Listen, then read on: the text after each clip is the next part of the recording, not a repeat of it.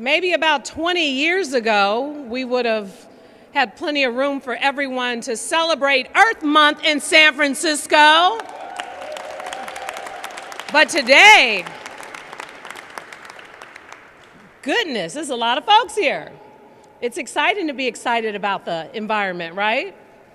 I'm San Francisco Mayor London Breed, and I am so excited and honored to be here with all of you to not only celebrate Earth Month in San Francisco, but really push for Climate Week in the city, an opportunity for so many people to participate in being stewards of this planet that we do not own, but we have inherited. And as a result, we have the responsibility to do everything we can to protect it through policy, through investments, through significant change. And I am so excited and glad that San Francisco has been an environmental leader in pushing for transformative change in climate policies. In fact, when I served on the Board of Supervisors was when we first finally got Clean Power SF through the board, the single most important thing we could do to impact climate change. With almost 400,000 customers, and we started our advocacy using equity in our climate action plan in the Bayview Hunters Point community, and we saw over 90% of those folks stay in the program. We are doing amazing things, including banning styrofoam. That was a bit of a challenge when we did it, but it's making a difference now. The work that we did to basically ban straws and to find reusable options. And I know some of you are not very happy about those reusable options, but the fact is San Francisco was generating 1 million straws a day that were impacting our waste. And one of the other things we are working very hard on is to get rid of single-use items. You ever order food and they put all these forks and a whole bunch of ketchup that you don't even use in your bag, and you put them in a big old pile and you still never use them? Well, we got to change that because we got to deal with the challenges around waste. So we are so grateful to be here with a number of our leaders, including our City Attorney David Chiu, our PUC Director and former City Attorney Dennis Herrera, the head of the Department of Environment, Tyrone Ju, and the Department of Public Health, Dr. Grant Colfax. I see a lot of our council generals here today, so thank you so much, because it's not just about San Francisco, it's about the entire world and how we combat the climate. And so we appreciate your partnership and taking our climate action plan to your respective countries and sharing it, and also bringing us some of the information on the things that you are doing to impact the climate. We also have many of our commissioners from the Department of Environment. Some of I don't see our elected leaders yet, but they'll probably come rolling in sooner or later. I want to thank the San Francisco Bicycle Coalition for being here, the San Francisco Council of District Merchants, Hotel Council, Avenue Greenlight, the San Francisco Chamber of Commerce, thank you so much, Rodney, Friends of the Urban Forest, and the Association of the Ramaytush Ohlone. Thank you all so much for being partners with us on these efforts to really impact the environment in such a positive way. I want to also recognize, I think Aaron from Clean Tech, Epic Clean Tech is here somewhere. Where is he? Hey, Aaron. Now, believe it or not, Aaron created some new technology to repurpose water to make beer. And I think you're going to try it today. Is it good? Is it clean for real? Okay, we're going to try it today. I mean, it's what? Okay, I'm a wine person myself, but when in Rome. And we also want to recognize By-Rite. They have been a San Francisco clean business since 2009. So we're really glad, and we have a By-Rite on Divisadero in my neighborhood, so I'm really a big fan of the work that they do. Now, just to talk about San Francisco a little bit, I know I touched upon it, but Muni is one of the greenest fleets in North America. Over 25 years ago, we implemented the first the state's largest combustible program, and yes, it really stinks, but it's good for the environment. Today, we have about 900 businesses, including Oracle Park and Chase Center, the Marriott Marquis, and the St. Regis that are all certified under the San Francisco Green Business Program, and our airport is one of the cleanest, greenest anywhere in the country. And as I said, we banned styrofoam, we launched Clean Power, and we are continuing to do all we can to really support and protect the environment. And as the result of all of you being here today, we know this is something that you care about, in addition to the incredible women that we are honoring here today. And no, we are not just honoring women during the month of March, during Women's History Month. We are choosing to be very intentional about uplifting so many incredible women who have done amazing things around environmental sustainability. So with that, I want to talk a little bit about what you can expect for Climate Action Week, how you can make a difference, and how you can make so many of these things a part of your life. I want to introduce Justin Hardin and Morgan Campbell of Climate Base, who will talk a little bit about all of the things that we have scheduled this week and more for Climate Action Week in San Francisco. Thank you all so much for being here today.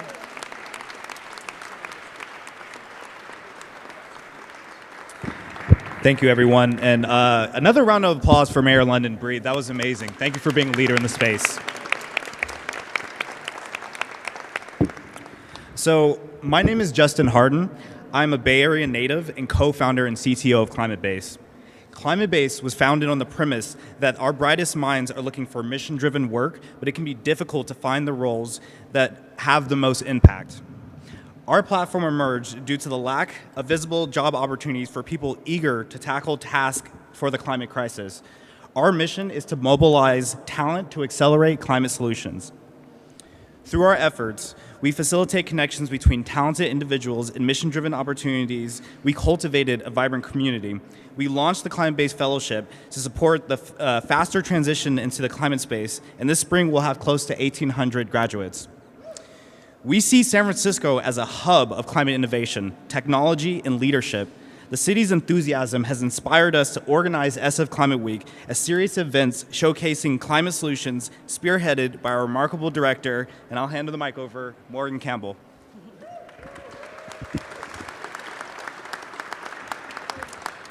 Thanks, Justin. Just last year, we set out to plant the seed for the first San Francisco Climate Week. We announced our intention about 6 weeks before Earth Day, and despite the short timeline, we were completely overwhelmed by the response. In our first year, over 350 organizations came together to run over 100 events, engaging 7,000 people in discussions about climate solutions. We had tapped into the passion of the climate community and the agile build and sprints culture of San Francisco, and the result was one of the largest interdisciplinary climate gatherings that was truly built by the community for the community. This year, we are excited to scale our impact with the support of the City of San Francisco and partners like Atmos Financial, Deloitte, Salesforce, and the YesSF initiative. We are anticipating around 15,000 attendees across 200 events that will showcase how San Franciscans are at the forefront of climate innovation, from the development of breakthrough technologies to innovative funding models that accelerate their development, to the forging of new partnerships across the business and philanthropic community. We are also thrilled to be shining a spotlight on local businesses that are making their industries more sustainable every day. And we're doing this through our preferred food, beverage, and hospitality partners who are supporting events throughout the week. So, come out and join us on April 21st to the 27th to celebrate the great work that's happening here in our community and learn more about the new sustainable pathways that we are forging for our future.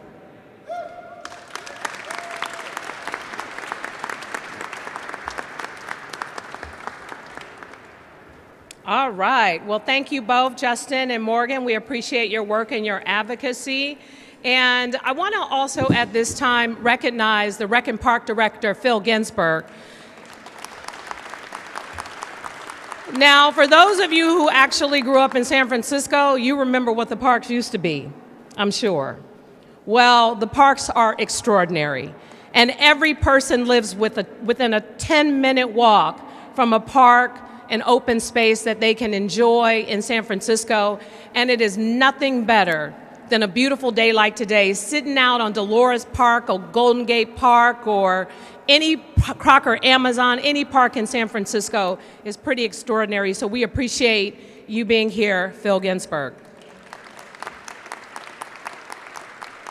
Now, the next person I'm going to ask to speak today was not necessarily on the program, but I do think he should speak, and I think many of you should know who he is. He has been working with the Department of Environment for many, many years, and now he is the leader of the department, helping to implement our equity-focused climate action plan in San Francisco. So, ladies and gentlemen, please welcome Tyrone Jew.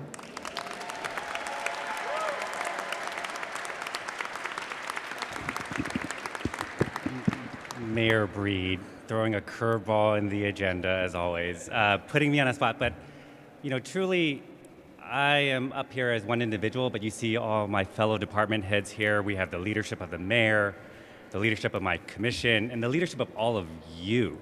And that's what Earth Month, Earth Day, SF Climate Week is truly all about.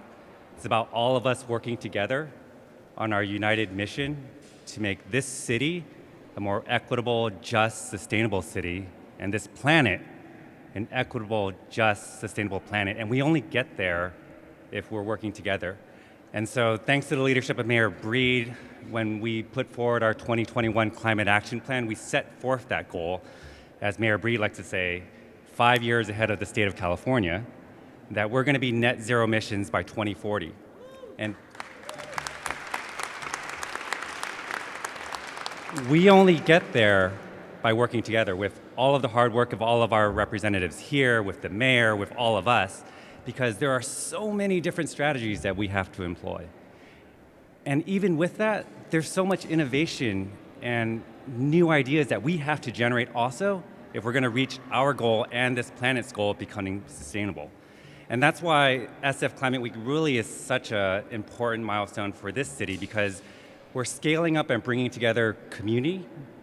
We're bringing up the best and brightest minds our city has to offer. This is the AI capital of the world. This is also the sustainability climate technology capital of the world as well. This is how we get there to reach our city goals, our planet's goals, and our community goals. Because again, as Mayor Breed said, when we put forward our 2021 Climate Action Plan, we didn't just say we're going to set this goal of being net zero emissions by 2040. It's how we get there. And if we don't get there with community, together walking hand in hand on how this just transition works, to support and grow and empower those communities, it isn't a sustainable transition.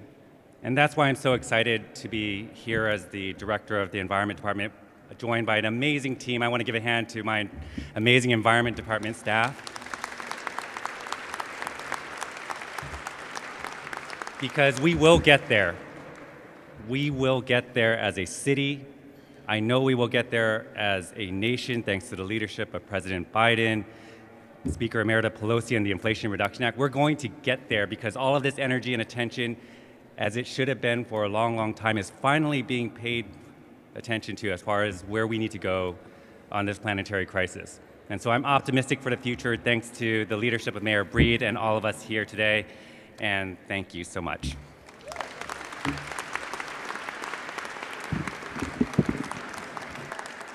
Thank you, Tyrone, and thank you and your entire team for all the incredible work that you do to continue to push the envelope and make sure that we are leaders in climate action, because the effects of the decisions we make have an impact on the rest of the country. Oftentimes, I am being contacted by other mayors throughout the United States who want to look at our climate action plan and who want to understand how we were able to infuse equity into the equation. And also, I should mention the work we've done around housing and how we talk about housing as a climate issue, making sure that housing is along our various transit corridors, and how we want to create an environment not just for people who are within a 10-minute walk of a park, but how about those who are able to hop on Muni or to walk to work here in San Francisco?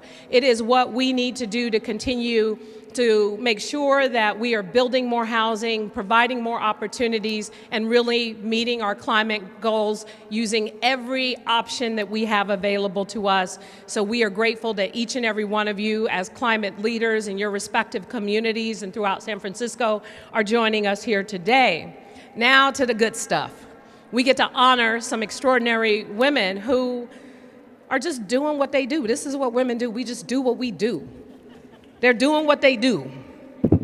And as a result of what they've done and what they will continue to do, they are making real impacts on helping to support and uplift the environment in their various ways. First, I want to start with Miss Julia Collins. Julia believes that if you want to change the world, then you need to start with our food system. She is a trailblazer in tech and climate sectors and called the queen bee of climate. I like that, like Beyonce, but of climate. She made history as the first Black woman to co-found a unicorn company, and today she leads Planet Forward, an AI-powered decarbonization platform that helps companies reduce their greenhouse gas emissions. So with that, ladies and gentlemen, it is my honor to recognize Miss Julia Collins.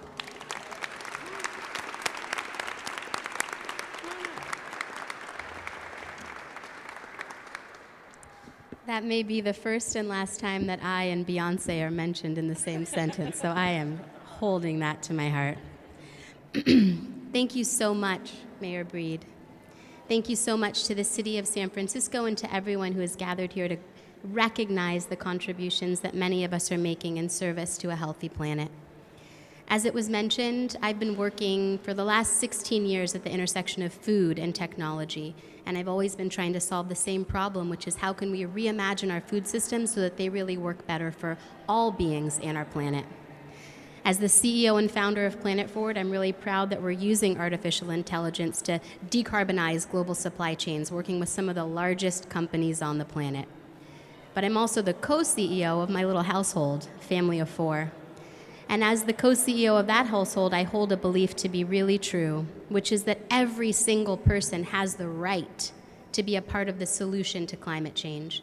And it often starts with something as simple as changing what and how we eat. Whether it's shifting to plant-forward menus, or growing food at home or in our communities, or reducing that waste that's part of the way we live, one of the most radical things that we can do is to shift our food and food choices. And you know, one person can't do it alone. One solution alone won't be the silver bullet, but if we combine 8 billion people living on the planet, many of them here in San Francisco, we really do have a shot at this. And I'll close by saying, you know, we're living in a narrow window of time when it is still possible to stave off the worst of what will happen as our planet begins to rise, begins to continue to warm.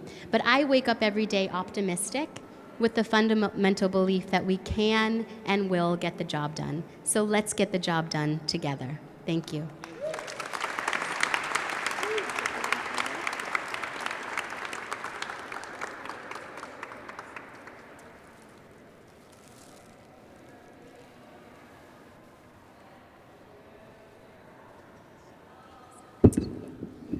All right, Queen Bee. And also, Julia's dad is one of our arts commissioners, the president of the Arts Commission here in San Francisco. Thank you so much, Chuck Collins, for your service to the city and county of San Francisco. I know you're a proud papa right now. Our next honoree is Francis Yee. Thanks to Francis's leadership, DD Boutique this year became the first ever San Francisco certified green business in Chinatown. Not just that, but Francis has worked to achieve the program's highest level of certification for going above and beyond to implement water conservation, energy, and waste operations at the DD Boutique to minimize their carbon footprint. So make sure you go and check it out and make sure it's real and purchase something. She also promotes Bike to Work days, which the staff much appreciated. So she's just done a number of things to make sure that it's incorporated in the work that she does, while also making sure that she makes San Francisco more beautiful with her amazing fashions and what she's able to sell. So again, make sure you take a trip to Chinatown to visit Didi Boutique. Ladies and gentlemen, please welcome Frances Lee.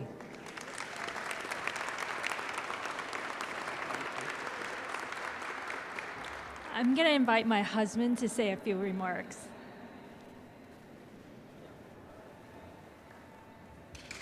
Thank you. So we run a business called Didi Boutique Skin Spa. It was started by Francis's mother over 35 years ago in San Francisco. And since taking over the operation, Francis wants to operate the business in an environmentally friendly and responsible manner to do what little we can to not add to the pollution that's already there. And in the process of being certified a green business, not only does it reflect her value of being environmentally friendly and not add to any negative consequences for our businesses, it also teaches us and taught us of how to make those things happen, how to actually minimize waste. So thank you, and thank the city of San Francisco.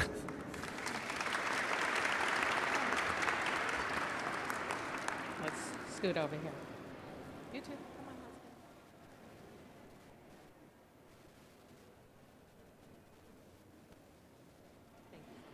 Thank you. All right. Our next honoree is Claire Amable.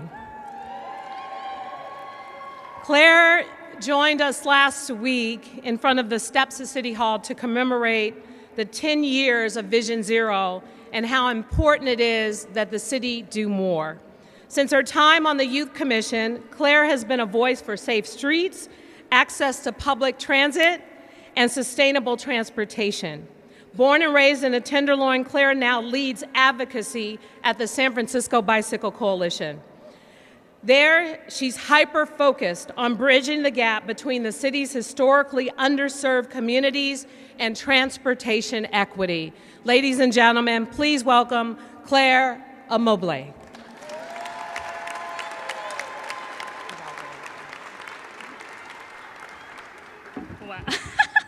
Wow. Thank you so much, Mayor London Breed, for your leadership, for the award, and to all of the folks who nominated me for it. I grew up in one of the densest neighborhoods in this city where I walked and took Muni every day. I lived the Transit First policy before I even knew it existed. And because I walked, biked, and took the bus everywhere, I developed a deep connection to my neighborhood, my neighbors, and city at large.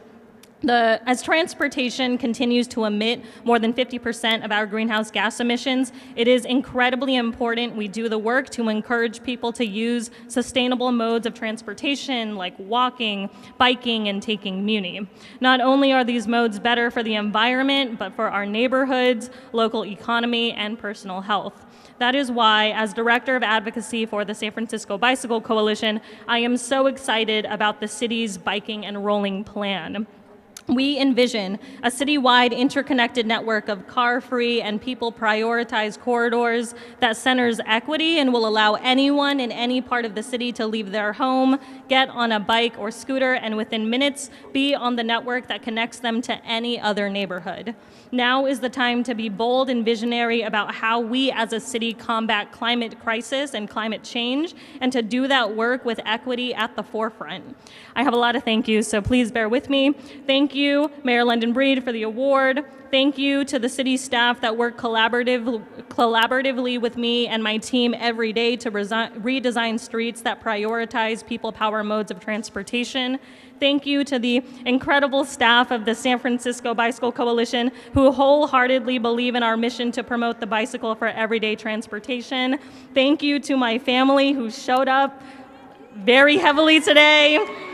my partner and friends for being an amazing support system. And lastly, and most importantly, thank you to my parents for giving me everything and for showing me the joy of biking at such a young age on some of San Francisco's most treacherous streets.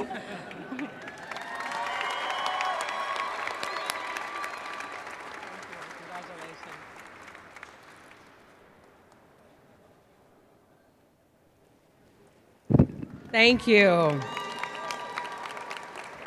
And Claire, when is Bike to Work Day? May 16th. I want to see all of you on Bike to Work Day in San Francisco. Who knows, maybe I'll be debuting my new electric bike because my current bike doesn't get up the hills very well. Anyway, last but certainly not least, Vanessa Carter is our final honoree. I'm inspired by Vanessa's ability to empower her fellow educators and youth year after year and equip them with the tools to one day become climate heroes of their own. Are you the author of If It's Yellow, Let It Mellow? That's not you? Okay, okay. That's what my teacher taught me in like 4th grade. As a member of the San Francisco Unified School District, Vanessa has overseen numerous environmental programs for students to build their environmental literacy. Recently, she launched San Francisco's first Climate Action Fellowship for high school students across the district, giving youth an opportunity to better engage with our city departments, gain college and career exposure, and be the change makers of our time. So with that, I'd like to recognize and honor Vanessa Carter.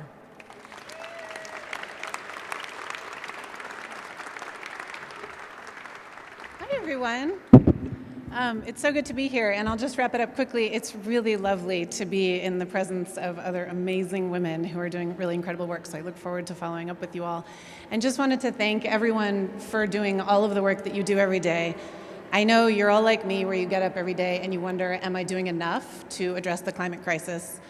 And in my case, will I be able to look in my son's eyes in 10 years and say, I did everything I could to design a just transition? And unfortunately, most days I don't feel like I could have that honest conversation with him, and I don't feel like I'm doing enough. So part of that was the birth of this Climate Action Fellowship. So you'll get to meet during Climate Week on April 25th at the Youth Summit these incredible high school students who will be the leaders in the business world and in city government very soon. I know there are a lot of people here who are graduates of SFUSD, born and raised, and so that's what we're doing, is just continuing this tradition of supporting our students to become the change makers that we desperately need. So thank you all. Yeah.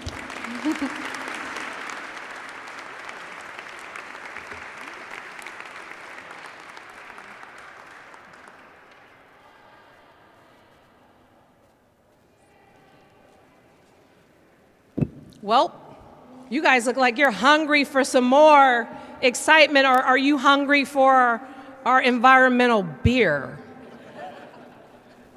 I want to take this opportunity, since we have our city attorney here, who's been really an environmental champion before he was city attorney on the state assembly, as well as a member of the Board of Supervisors. And I just wanted, before we close, to give him an opportunity to say a few words.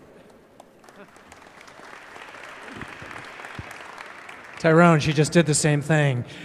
Well, listen, let me just say this. I have the honor every day to manage an office where our attorneys are advising Dennis Herrera at the PUC, Tyrone with the Department of the Environment, Phil with Rec and Park, Grant Colfax, particularly our mayor, our environmental commissioners, and all of the incredible policies that we need so that San Francisco leads.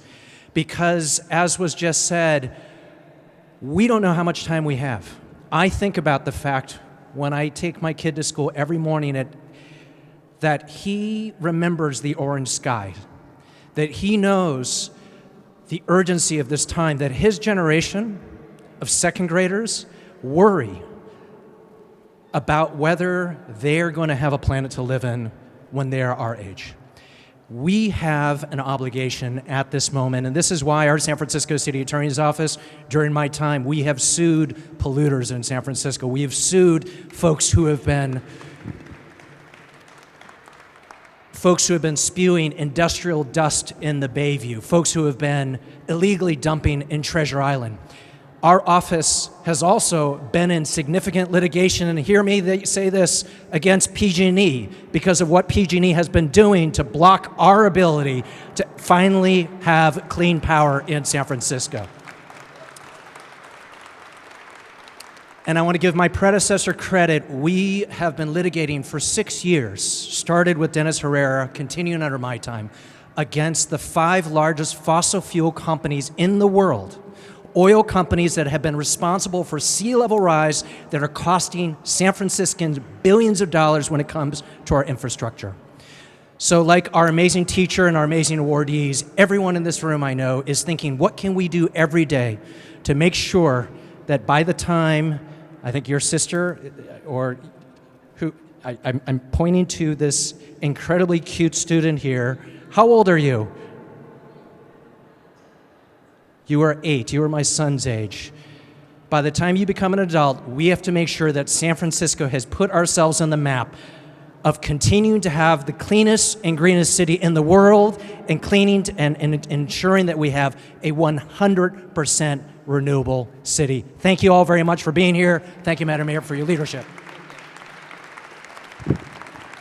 Not bad for being put on the spot. That's what I'm talking about, San Francisco.